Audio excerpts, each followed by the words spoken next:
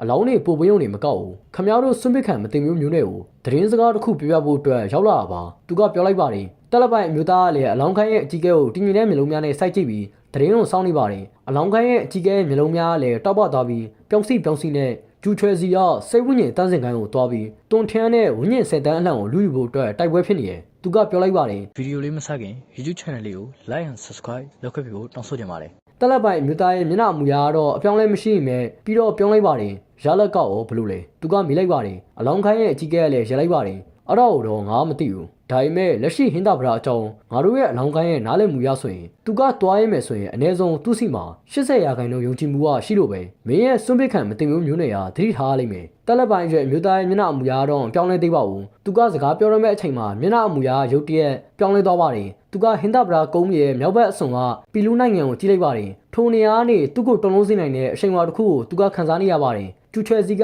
သူ့ရဲ့မူလဝိညာဉ်ကနာကျင်မှုကိုဘယ်လိုခန်းစားရလဲဆိုတော့မေးသွားပြီးယခုချိန်မှာသူကနောက်မျိုးဆက်ဟင်းသာဗရာကိုတွေ့တော့ခန်းစားခဲ့ရတဲ့ကြောင်းမှုကိုခန်းစားနေရပါတယ်ကျူချွဲစီကအစိမ့်မြင့်တဲ့လူတစ်ယောက်ဖြစ်တဲ့အတွက်သူ့ကိုယ်သူချက်ချင်းငိမ့်တန်းကိုလှုပ်ပြီးမင်းကဘာလုပ်လဲသူကမေးလိုက်ပါတယ်တက်တန်းရောက်အလင်းနာတစ်ခုကလည်းလင်းလက်သွားပြီးဝန်လင်းကပေါ်လာပါတယ်သူကလေမရှိပဲသပင်တွေလွှင့်နေပြီးလေထဲမှာမျောနေရင်ပဲအလုံးထူးဆန်းတဲ့အချိန်ဝါတစ်ခုတော့ထုတ်လွှင့်နေပါတယ်သူ့ရဲ့ခန္ဓာကိုယ်ကထိုကဘာပေါ်ကအရာအလုံးကိုအေးခဲစေနိုင်တဲ့အပြောင်းအချိန်ဝါနဲ့အေးဆက်ပြီးကြောင်းမဖွယ်ရကောင်းတဲ့အချိန်ဝါများကိုထုတ်လွှင့်နေပါတယ်လက်ရှိဝန်လင်းကလုံးဝဝိပလာနဲ့ကြည်လင်ပြီးတော့တောက်ပနေပါတယ်သူ့ရဲ့မျက်လုံးများကတော့ကြည်လင်မနေပဲမကောင်းဆိုးဝါးလို့အချိန်ဝါများပြင်းနေပါတယ်ချန်ဖန်ရဲ့မျိုးလုံးများလည်းထုတ်ကဲ့သို့မကောင်းဆိုးဝါးအချိန်ဝါများပြင်းနေမယ်ဝယ်လင်းနဲ့ရှင်လိုက်မဲ့ဆိုရင်တော့နေအောင်ကြီးဘေးနားမိဘုံလေးလိုပဲဖြစ်နေပါတယ်ဝယ်လင်းရဲ့မျိုးလုံးထဲကထုံမကောင်းဆိုးဝါးအချိန်ဝါစကားတစ်လုံးတည်းကိုပဲကိုစားပြုနေပါတယ်မာနကြီးခြင်းထိုကဘာပေါ်ကအရာအလုံးကိုသူ့ရဲ့အောက်မှာရှိရလို့မြင်ပြီးကဘာပေါ်မှာဘသူကမှသူနဲ့မရှင်နိုင်ဘူးလို့မြင်တဲ့အစွန်းရောက်နေတဲ့မာနပဲဖြစ်ပါတယ်သူကကျူချဲစီကိုအေးစေးကြည့်လိုက်ပါတယ်ထိုကြီးကမိုးကြိုးထက်အစာပေါင်းများစွာပို့ပြီးတော့တောက်ပနေပါတယ်ကျူချဲစီရဲ့ခန္ဓာကိုယ်ကလည်းတုံ့လုံးသွားပါတယ်ထိုအချိန်မှာသူကအတိတ်ကလိုပဲခံစားလိုက်ရပါတယ်အရင်ဟင်းသာဗရာကိုရင်ဆိုင်ခဲ့ရတော့ကလို့ကြောင်းမှုလည်းခံစားလိုက်ရပါတယ်သူကချက်ချင်းနောက်ဆုတ်သွားပြီးအချိန်တော်ကြာတဲ့အထိသူ့ရဲ့နဖူးကနေချွေးများထွက်လာပါတယ်မင်းကဝန်လေးမဟုတ်ဘူးမင်းကဘာလုပ်လဲကျူချဲစီကအတက်ကိုပြင်းရှုပြီးသူ့ရဲ့မျက်လုံးထဲကကြောင်းမှုများကိုဖုံးကွယ်လိုက်ပါတယ်ဒီအဖိုးကြီးကမင်းကိုဘယ်မျိုးဆက်ဟင်းသာဗရာလေးလို့မေးမယ်ထိုစကလုံးကဝန်လင်းရဲ့ပါဇက်ကနေမာနတကြစွာနဲ့ထွက်လာပါတယ်သူ့ရဲ့လီတန်မှာတော့မင်းရဖြေရမယ်ဆိုတဲ့ခန်းစားချက်ကပေါဝင်နေပါတယ်တွန်ထင်းကလည်းထုံမြကွင်းကိုစိုက်ကြည့်နေပါတယ်သူကဝန်လင်းကိုကြည့်တဲ့အခါမြင်းနေတဲ့ခန်းစားချက်တစ်ခုကိုလည်းရနေပါတယ်ဝန်လင်းနဲ့သူနဲ့တီးတဲ့အချိန်ကတူတောင်းတာမဟုတ်တဲ့အတွက်ထိုလူကသူမဟုတ်ဘူးဆိုတာချက်ချင်းပဲသိနိုင်ပါတယ်ဝန်လင်းမှာထိုကဲ့သို့ဖီအားမျိုးနဲ့ဒီလိုမျိုးငါလူတိုင်းရဲ့အထက်မှာရှိတဲ့ဆိုတဲ့မာနမျိုးရှိဖို့ကဘလို့မှဖြစ်နိုင်ပါဘူးထိုကဲ့သို့ဖီအားမျိုးနဲ့မာနမျိုးကမေးရင်မတွနိုင်တဲ့နှစ်ပေါင်းများစွာကျင့်ကြံခဲ့တဲ့မကောင်းဆိုးဝါးအိုကြီးတွေမှာပဲရှိနိုင်ပါတယ်ကျူထွယ်စီကလည်းပြက်ဖေးချင်တာမဟုတ်ရင်ပဲသူကိုယ်သူမထိန်ချုံနိုင်ပဲ14ဆက်မြောက်ဟင်းတာဗရာသူကပြောလိုက်ပါတယ်ဝယ်လင်းကတော့ခဏတာစဉ်းစားပြီးနောက်ကျူထွယ်စီကိုအေးဆက်စွာနဲ့ကြည့်ပြီးရေဘူးယိုရဲ့ကိုစားဒီအဖိုးကြီးကမင်းကိုမတတ်ဘူးအခုတော့ထွက်သွားတော့သူကပြောလိုက်ပါတယ်ရဲဘူးရိုတွန်ထင်းကလည်းအံ့ဩသွားပါတယ်ထိုနမဲကိုသူကတခါမှမကြောက်ဘူးပါဘူးတို့ရရင်ကျူထွယ်စီကထိုနမဲကိုကြားတဲ့အခါသူ့ရဲ့မျက်နှာအမူအရာအရင်ကတခါမှမြင်ဘူးသလိုပြောင်းလဲသွားပါတယ်သူကချက်ချင်းပို့ပြီးတော့နောက်ဆုတ်သွားပြီးသူ့ရဲ့အတွင်းကကြောင်းမှုကိုထပ်မံပြီးတော့ဖုံးကွယ်လို့မရတော့ပဲမျက်နှာမှာလည်းပေါ်လာပါတယ်မင်းကျူထွယ်စီကအစ္စရေးလေးကိုရှူသွင်းလိုက်ပြီးသူ့ရဲ့ခန္ဓာကိုယ်ကမိုးကြိုးပစ်ခံရသလိုတုံ့လုံးသွားပါတယ်ဝယ်လင်းကိုကြည့်တဲ့သူ့ရဲ့အကြည့်မှလည်းအန်တင်မှုတွေမကပဲနတ်ဆိုင်နဲ့ထိတ်လန့်မှုများလည်းပေါဝင်နေပါတယ်ရေဘူးရိုဆိုတာဟင်းသာဗရာမျိုးဆက်တွေရတာတိကျနာမည်ဖြစ်ပါတယ်အခြားဘသူကမှထုံနမဲကိုမသိပါဘူးဟင်းသာဗရာကုန်းမီယာဂိုင်းနေယာဘိုးဘေးတွေကတော့ထုံနမဲကိုမသိပါဘူးသူတို့သိတာဟင်းသာဗရာဆိုတဲ့တောင်နာမည်နဲ့လူတယောက်ရှိတဲ့ဆိုတာကိုပဲသိပါတယ်ရေဘူးရိုကတော့ပထမမျိုးဆက်ဟင်းသာဗရာရဲ့အစစ်မှန်နာမည်ပဲဖြစ်ပါတယ်ကျူချွဲစီကဝန်လင်းရဲ့ခန္ဓာကိုယ်ပက်လက်ရာအပြောင်အချိန်မှများကိုကြီးတဲ့အခါအတိတ်ကဟင်းသာဗရာတွေရဲ့တမိုင်းကြောင်းကိုပြန်လည်အမှတ်ရပြီးလက္ခဏာတစ်ခုကိုသတိထားမိသွားပါတယ်ထိုအချိန်မှာသူ့ရဲ့မျက်လုံးထဲကထိတ်လန့်မှုကလည်းပိုပြီးတော့ပြင်းထန်လာပါတယ်သူကတွန်းဆုပ်နေပဲဝန်လင်းကိုယူသေးစွာနဲ့လက်နှစ်ဖက်ဆုပ်ပြီးဘိုးဘေးကိုဂါရောပြုပါတယ်ဂျူနီယာကအခုပဲထွက်သွားပါမယ်သူကပြောလိုက်ပါတယ်ထုံနောက်မှာတော့သူကချက်ချင်းနောက်ဆုတ်ခွာသွားပါတယ်တွန်ထဲမျက်လုံးများလည်းတောက်ပလာပြီးစရုပ်ထားဝင်းညင်ကိုထားခဲ့သူကအော်လိုက်ပါတယ်ကျူချွဲစီကတော့ရက်သွားပါတယ်သူ့ရဲ့မျက်လုံးတွေကဆုံးဖြတ်ချက်တစ်ခုကိုချဖို့ရုံးကွက်နေရတာကိုပြသနေပြီးနောက်ရုတ်တရက်လှည့်ပြီးဝန်လင်းကိုကြည့်လိုက်ပါတယ်ဝန်လင်းရဲ့မျက်လုံးများကတော့အတိတ်ကရဲရုံတစ်ခုကိုဖော်ပြနေပြီးအတိတ်ကဒီအဖိုးကြီးကရဲဘူးရိုးအကျွေးတင်ခဲ့တယ်မင်းကစွန့်ပစ်ခံမတင်မျိုးမျိုးနဲ့ကိုတိုက်ခိုက်ဖို့ဒါကိုသုံးမှဆိုတော့ဒီအဖိုးကြီးကမင်းကို3နှစ်ငှားမယ်3နှစ်ပြည့်ပြီဆိုရင်တော့မင်းကငါးစီကိုပြန်ပေးရမယ်တွန်ထန်းကလည်းထိတ်လန့်ပြီးတော့ပြောတော့မလို့လို့တော့ဝန်လင်းကသူ့ကိုကြည့်လိုက်ပါတယ်တွန်ထန်းကပြန်ကြည့်လိုက်တော့ဝန်လင်းကိုမတွေ့တော့ပါဘူးမ မင်းရပြောရင်ငါတတ်မယ်မင်းရပြောရင်ငါတတ်မယ်ဆိုတဲ့မင်းကြီးတဲ့အချိန်ဝါတစ်ခုကသာရှိပါတော့တယ်ထိုလူကသူ့ကိုတွေ့နေချင်းမရှိပဲတက်ပစ်လိုက်မယ်ဆိုတာသူကသိနေပါတယ်တွန်ထင်းရဲ့နှလုံးသားကလည်းတုန်လှုပ်သွားပြီးဘာမှပြောရတော့ပါဘူးကျူချွဲစီကလည်းတပင်းကိုချလိုက်ပါတယ်ထိုလူကစရူတော်ဝင်းညင်ကိုပြန်လို့ချင်းတော့သူနဲ့တိုက်ခိုက်ရပါလိမ့်မယ်တို့ရရင်ထိုလူရဲ့အကြောင်းသူကြားသိထားရတဲ့အရာကျူချွဲစီမှာသူနဲ့တိုက်ခိုက်ဖို့အတွက်ယုံကြည်မှုလုံးဝမရှိပါဘူးကျူချွဲစီကလက်နှစ်ဖက်ဆုပ်ပြီးထွက်သွားမလို့လုံးနေတော့မှပဲဝန်လင်းရဲ့မျက်လုံးထဲမှာမာနများဖျက်ပြေးသွားပြီး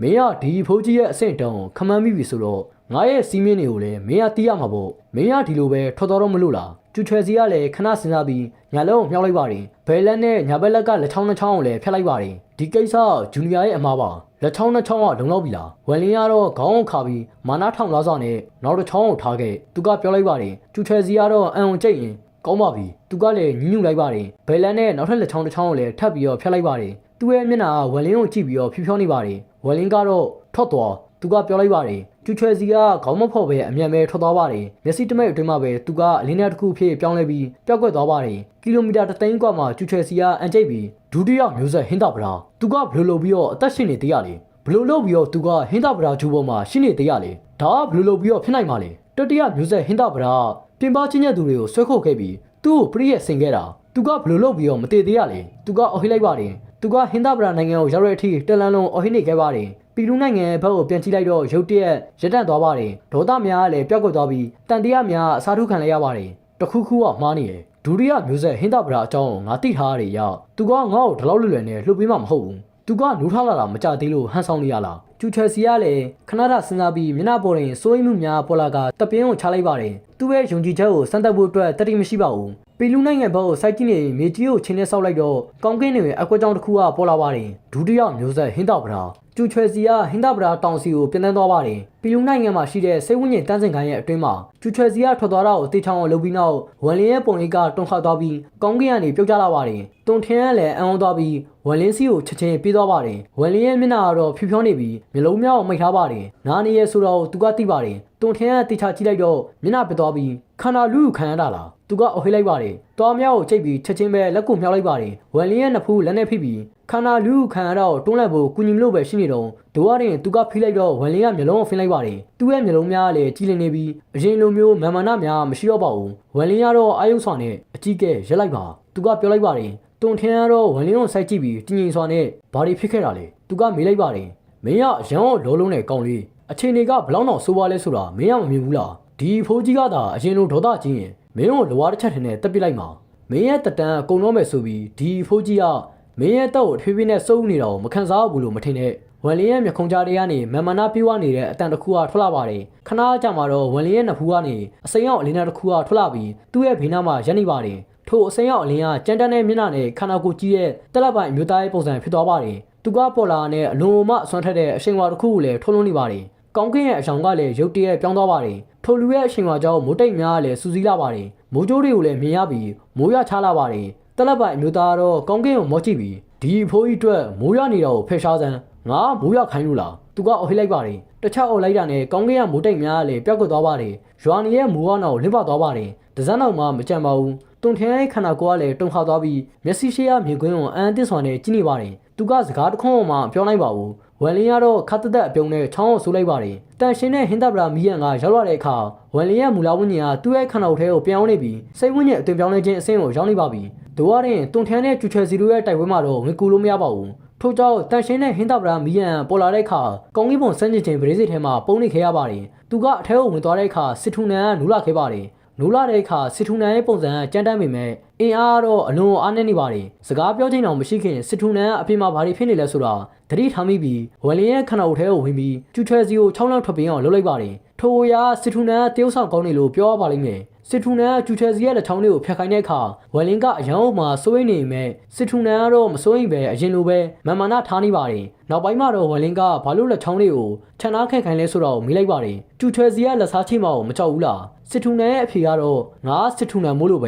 ဲအစိုးပိုင်းကမင်းကအဲ့ဒီစရုပ်တော်ဝင်းကြီးကိုတောင်းလို့ငါရဲ့ဆွမ်းထပ်မှုကိုပြသမဲ့အစီအစဉ်ကပျက်စီးသွားတော့မလို့ပဲကောင်းလေးအဲ့ကောင်ကငါ့ကိုမြင်သွားပြီဆိုရင်ဒီဖိုးကြီးကအခုပဲနိုးလာပြီးပြန်အိတ်ဆက်ရတော့မှာ အဲ့ဒီစရုထဝိညာဉ်ကငါရဲ့ခန္ဓာကိုယ်ရပြီအဲ့စရုထဝိညာဉ်ကတော့ငါခန္ဓာကိုယ်ရပြီကျင့်ကြံမှုကပြန်ရလာပြီဆိုရင်ဟင်းသားဗရာတောင်ကိုတက်ပြီးတော့ပြန်ယူပေးမယ်စစ်ထုနန်ကတွန်ထန်းအောင်စကြည့်လိုက်ပါတယ်တွန်ထန်းကတော့သူ့ကိုကောင်းလေးလို့ခေါ်ခံရတာကိုနှစ်ထောင်နဲ့ချီမကြောက်ဘူးပါဘူးသတိထားပြီးသူကအကြီးကဲအောင်သူကမေးလိုက်ပါတယ်စစ်ထုနန်ကတော့ခေါင်းမော့ပြီးမန်မာနာပြေးစွာနဲ့ဝမ်လင်းဒီကောင်လေးကိုငါဘာတူလဲဆိုတာပြောပြလိုက်ဝမ်လင်းကတော့ခါတိစွာနဲ့ပြောလိုက်ပြီးတွန်ထန်းကိုကြည့်ကသူကစစ်ထုနန်ပဲစစ်ထုနန်တွန်ထန်းကလည်းအချိန်တော်ကြာစဉ်းစားနေမယ်စစ်ထုနန်ဆိုတဲ့လူတော့သူကမသိပါဘူးဝမ်လင်းကလည်းဒုတိယမျိုးဆက်ဟင်းတာဗရာသူကဆက်ပြီးတော့ပြောလိုက်ပါတယ်တွန်ထန်းခန္ဓာကိုယ်ကလည်းတုံရင်သွားပြီးနောက်ရင်ထိုးပြီးတော့ကြောက်သွားပါတယ်သူ့ရဲ့မျက်လုံးထဲမှာလည်းအန်တင်းမှုများအဖြစ်နဲ့ကျူချယ်စီရဖာလို့ထပ်ပြေးသွားရလဲဆိုတော့သူကနောက်ဆုံးမှတော့နားလိုက်သွားပါတယ်ဒုတိယမျိုးဆက်ဟင်းတာဗရာရဲ့ကြော်ကြားမှုကအလွန်မှကြီးမားပါတယ်အချို့နီးတွေနဲ့ဆိုရင်သူကပထမမျိုးဆက်ဟင်းတာဗရာထံအောင်ပို့ပြီးတော့ကြော်ကြားပါတယ်ခဏကြာမှတော့တွန်ထန်းကအသက်ကိုရှူသွင်းလိုက်ပါတယ်သူကစစ်ထုနန်ကိုရိုသေစွာနဲ့ဥညွတ်ပြီးစိတ်ဝိညာဉ်တန်းစင်ခိုင်းရဂျူနီယာတွန်ထန်းကစီနီယာကိုနှုတ်ဆက်ပါတယ်သူကပြောလိုက်ပါတယ်စစ်ထုနန်ကတော့ခေါင်းကိုညှိပ်ပြီးဝမ်လင်းကိုမင်းကကောက်ွယ်ပေးခဲ့တာရေစိတ်ဝိညာဉ်10တန်းအလှန်ကိုပေးရတာကြောက်ရေအခွင့်အရေးရရှိမဲ့ဆိုရင်မင်းရဲ့စိတ်ဝိညာဉ်တန်းစင်ခိုင်းကိုပြန်လဲထူထောင်ဖို့အတွက်ငါအကူအညီပေးမယ်လို့ဒီဖိုးကြီးကမင်းကိုခရီးပေးတယ်သူကပြောလိုက်ပါတယ်စစ်ထုနန်ကလည်းအတိတ်ကိုပြန်ပြီးတော့အမှတ်ရသွားပါတယ်သူရဲ့စိတ်ဝိညာဉ်တန်းစင်ခိုင်းရမိတ်ဆွေကောင်းလေးရတာမရှိခဲ့ရင်ပြင်ပကျဉ်းကျက်သူတွေနဲ့တိုက်ပွဲအတွင်းမှာကောင်းကင်ဘုံဆန်းရင်ချင်းဗရေစီတဲ့ကိုထွက်ပြေးဖို့သူ့မှာအချိန်တော်ရှိခဲ့မှာမဟုတ်ပါဘူးတွန်ထဲမျက်နှာမှာလည်းအပြုံးတစ်ခုကပေါ်လာပါတယ်သူ့ဘဝတစ်ခုလုံးစိတ်ဝိညာဉ်တန်းစင်ခိုင်းအတွက်ဆွန့်လွတ်ခဲ့ပြီးထိုရာသူ့ဘဝမှာအဆုံးအရာဆုံးအရာလည်းဖြစ်ပါတယ်ထို့ကြောင့်ဝမ်လင်းနဲ့မိတ်ဆွေဖဲဖို့သူ့ဘဝရဲ့အဆုံးကိုအသုံးပြုဖို့အတွက်ဆန္ဒရှိခဲ့ပါတယ်အရာအလုံးကစိတ်ဝိညာဉ်တန်းစင်ခိုင်းကိုရှင်သန်စေဖို့အတွက်ပါကျူချယ်စီရောက်လာတာတွန်ထဲကိုစိတ်ပြက်စေခဲ့ပါတယ်ဒိုဝါရင်အရာအလုံးကအလုံးမျက်စင်စွာနဲ့ပြောင်းလဲသွားကြောင်းသူကဘဝတစ်ခုလုံးကိုကြုံတွေ့ခဲ့ရတယ်လို့ခံစားနေရပါတယ်ယခုဆိုရင်တော့ဒုတိယမျိုးဆက်ဟင်းတာဗရာစိတ်ဝိညာဉ်တန်းစင်ခိုင်းကိုရှင်သန်နေစေဖို့ကိုယ်တိုင်ဂရိပေးခဲ့ပြီဆိုတော့တွန်ထဲကလည်းကျင်းနေသွားပါတယ်သူကလည်းမျက်နှာမှာအပြုံးတစ်ခုနဲ့ကြောက်ပွင့်ပုံစံထိုင်လိုက်ပြီးမျက်လုံးများကိုဖြည်းဖြည်းချင်းမှိတ်လိုက်ပါတယ်စီနီယာအကိုကြီးမင်းရဲ့ဟော်ကင်ကတကယ်ကိုအလုပ်ဖြစ်တယ်ငါတွန်ထန်းကမင်းဆရာနဲ့အရင်ဘိုးဘေးတွေအားလုံးကိုအပြုံးနဲ့တွဲဆုံနိုင်တော့မယ်ငါတွန်ထန်းကစိတ်ဝိညာဉ်တန်းစင်ခိုင်းရဲ့အဖြစ်သားမဟုတ်ဘူးစိတ်ဝိညာဉ်တန်းစင်ခိုင်းအတွက်မျှော်လင့်ချက်အသစ်ကိုငါရှာတွေ့ခဲ့တယ်အနာဂတ်မှာငါရဲ့စိတ်ဝိညာဉ်တန်းစင်ခိုင်းကအစင်း6ကျင့်ကြံ့ရင်နိုင်ငံထက်ကြော်လွန်တဲ့တည်ရှိမှုတစ်ခုဖြစ်လာမယ်ဆိုတာငါမြင်နိုင်တယ်ငါတွန်ထန်းကစိတ်ဝိညာဉ်တန်းစင်ခိုင်းရဲ့တမိုင်းမှာငါရဲ့လက္ခဏာကိုထားခဲ့လို့ရပြီဆရာကျွန်တော်ဂရိပေးခဲ့တာကိုလှုပ်ဆောင်နိုင်ခဲ့တယ်ငါတွန်ထန်းကငါရဲ့အသီးစိတ်ကိုဖျက်ပစ်ပြီးဝိညာဉ်အလံထဲမှာထာဝရဝင်ရောက်ဖို့အတွက်ဆန္ဒရှိတယ်မိုးရွာနေရဲ့ညတညရဲ့လမ်းမကြီးပေါ်မှာဓမြတွေကလူတိုင်းကိုတက်ခဲ့ကြပါတယ်အပျက်စီးတွေကြားမှာငုံနေတဲ့လူတယောက်ကလည်းရှိနေပါတယ်ရှိုက်တန့်ရှေကြီးနဲ့အဖိုးကြီးတယောက်ကမိုးရီကြားတွေကနေထွက်လာပါတယ်သူကလူငယ်ရဲ့ခေါင်းကိုညှင်တာစွာနဲ့ပုတ်တက်ပြီးတဲ့နောက်နူးညံ့တဲ့အပြုံးတစ်ခုကိုပြသပြီးစကားတစ်ခွန်းပဲပြောလိုက်ပါတယ်ငါနဲ့အတူလိုက်ခဲ့မလားထိုလူငယ်ကတော့စိတ်ဝိညာဉ်တန်းစင်ခိုင်းမှာကြီးပြင်းလာပါတယ်ပါရမီရှိတဲ့လူငယ်ကအခြားတပည့်တွေကြားမှာချက်ချင်းပဲထင်ရှားလာခဲ့ပါတယ်သူကထိုရာအလုံးလှုပ်ခဲ့တာငယ်စဉ်ကကြားခဲ့ရတဲ့စကားတစ်ခွန်းကြောက်ပဲဖြစ်ပါတယ်အဖိုးကြီးရဲ့ခြေရာကိုလိုက်ဖို့အတွက်သူကနေ့တိုင်းစူးစမ်းပန်းစားနဲ့ကျင့်ကြံခဲ့ပါတယ်တနေ့ပြီးတနေ့တနေ့ပြီးတနေ့ကောင်းကင်ကိုနားလဲပြီးစိတ်ဝိညာဉ်ဖြစ်ပေါ်ခြင်းအဆင့်ကိုရောက်တဲ့အထိထိုပြင်းစရာကောင်းတဲ့ကျင့်ကြံမှုကိုဆက်ပြီးတော့လုပ်နေခဲ့ပါတယ်သူကထိုအဖိုးကြီးရဲ့တပည့်ဖြစ်လာပြီးသူ့ရဲ့တာဝန်နဲ့တွန်ထန်းအောင်ရရှိခဲ့ပြီ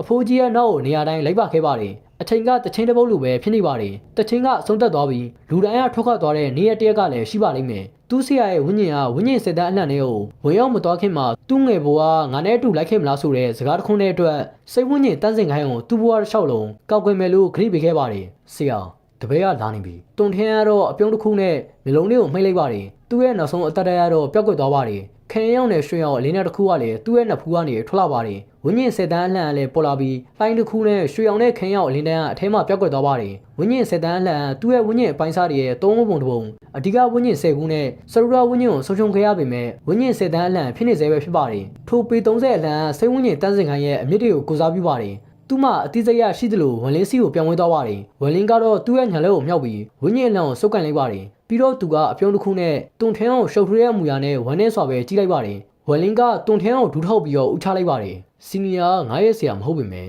မင်းကငါ့ကိုမင်းရဲ့တပည့်လိုဆက်ဆံခဲ့တယ်ဒါကိုငါဘရောမှမမေ့ဘူးဝမ်လင်းရဲ့မျက်ဝန်းထဲမှာလည်းဝမ်းနဲ့မှုတွေကပို့ပြီးတော့ထင်ရှားလာပါတယ်အမှန်တကယ်တော့သူကတွန်ထန်းတဲ့အချိန်အများကြီးကိုမနေခဲ့ရပေမဲ့တွန်ထန်းရဲ့ကျင်နာမှုတွေကသူ့ရဲ့ရင်ထဲမှာအမြဲတမ်းရှိနေခဲ့ပါတယ်ကျူချွဲစီမင်းကစိတ်ဝိညာဉ်တန်းစင်ခိုင်းကိုဖျက်ဆီးပစ်ခဲ့တဲ့အတွက်တနေ့မှငါမင်းကိုလိုက်ရှာပြီးပြန်ပြီးတော့ပိတ်ဆက်ခိုင်းမယ်ဝမ်လင်းကဟင်းသာပရာတောင်ဘက်ကိုကြည့်လိုက်တော့မျက်လုံးများအိပ်ဆက်သွားပါတယ်လေပြေတစ်ချက်တိုက်ခတ်လာတော့တွန်ထန်းရဲ့ရုပ်လောင်းကလည်းဖြည်းဖြည်းချင်းပျက်စီးသွားပါတယ်ထိုလူရဲ့အရာအလုံးကပျောက်ကွယ်သွားသလိုပဲဖြစ်နေပါတယ်ဝမ်လင်းရဲ့အမှတ်တရထဲမှာတော့တွန်ထန်းရဲ့ပုံရိပ်များရှိနေသေးပဲဖြစ်ပါတယ်ဒီလူနဲ့တွေ့ဆုံရတာမင်းအတွက်ကံကောင်းတာပဲ သူကမှတ်မိဖို့အတွက်ထိုက်တန်တဲ့လူစစ်ထူနန်းကလည်းတပြင်းကိုချလိုက်ပါတယ်အရင်ကသူ့ရဲ့မိတ်ဆွေများကိုပြန်တွေးမိတဲ့အခါသူ့ရဲ့အတန်ထဲမှာမာနများမရှိတော့ပါဘူးဝမ်လင်းကလည်းခဏတွေ့ပြီးစစ်ထူနန်းကိုကြည့်လိုက်ပါတယ်မင်းရဲ့အစီအစဉ်ကဘာလဲစစ်ထူနန်းရဲ့မျိုးလုံးများတော့တောက်ပလာပြီးမာနများပြန်ပြီးတော့ပေါ်လာပါတယ်သူကပြောလိုက်ပါတယ်ငါအတွက်တင့်တော်ပြီးပါရမီရှိတဲ့ခန္ဓာကိုယ်တစ်ခုရှာရမယ်ငါရဲ့ကြင်ကြံမှုကိုပြန်ပြီးတော့ရအောင်လုပ်ရမယ်ပြီးတော့ငါ့ကိုဒီအချိန်တွေကိုရအောင်လုပ်ခဲ့တဲ့လူတွေကိုလည်းရှာရမယ်သူတို့ကသာတည်ဆုံးသွားတာကြာပြီဆိုရင်သူတို့ရဲ့သားစဉ်မင်းဆက်တွေကိုတွားပြီးတော့ငါရဲ့ဒေါသတွေကိုပုံချမယ်စစ်ထူနန်းဇီအိုက်ကတော့အမြဲတမ်းဒီလိုပဲဖြစ်ပါတယ်အရင်ကသူကဝမ်လင်းကိုထိုမကောင်းဆိုးဝါးကျင့်ကြံတဲ့လမ်းကိုတင်ပေးခဲ့ပါတယ်ဝမ်လင်းကဒီလောက်ထိလူတွေအများကြီးကိုတပ်ဖက်ခဲ့ရတာ